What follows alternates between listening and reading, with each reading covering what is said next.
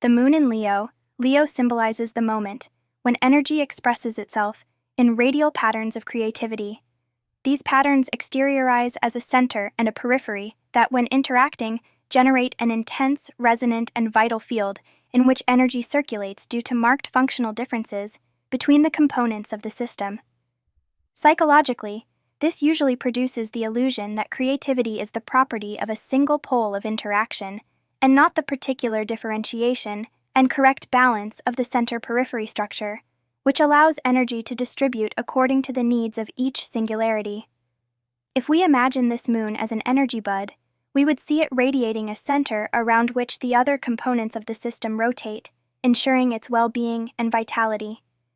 We have seen in previous moons that this protective factor through which the child enters life will be present not only in its basic corporality, but also as an essential part of the affective world that surrounds it. A person with the moon in Leo is likely to have been born through a mother who has these qualities active or latent. Perhaps in their family, some central female figure centralizes the attention of others, recreating the radial pattern of Leo's energy. It might be the mother, grandmother, or another admired and revered woman.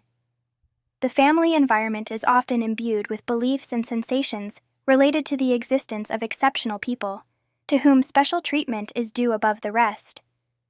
It is also probable that there is some family singularity and relative fame whose behavior draws attention. Unlike the moon in Cancer, where the atmosphere is dominated by the sense of sharing, enjoying group belonging, and the presence of family tradition, here we observe a high esteem and deference for individualities that, belonging to the family, stand out in some way. This fascination with special people often characterizes the women in the family.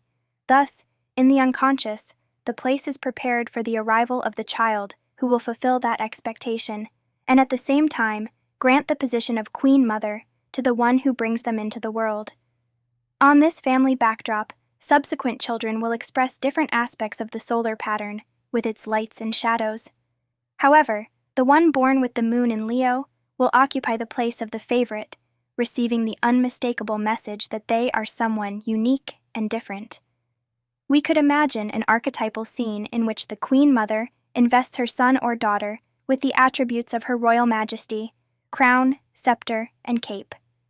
Every time this baby wakes up in its crib, it will find itself surrounded by a multitude that erupts in applause and gestures of approval under the ardent gaze of the mother, for whom this homage is entirely natural, being her prince or princess. The energy field in the early life of the boy with the moon in Leo provokes a feedback by which a charge of extreme personal valuation circulates. This will be the signal that indicates the presence of love and security. Its absence, on the other hand, will signify abandonment. It is common for this moon to manifest in only children or children highly anticipated for some reason. In general, they will be the favorite or favorite of the family environment, or at least of some important figure in it, such as the father, mother, or one of the grandparents. Most moons in Leo react to these circumstances mechanically, denying the emotional vacuum they experience and deploying their royal airs.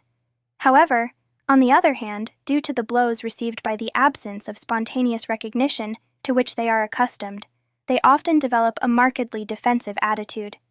They then try not to expose themselves, fearing not to obtain the effective return they seek. In reality, the greatest misunderstanding lies in that for them, affection, security, and protection were associated with valuation, adoration, and central position.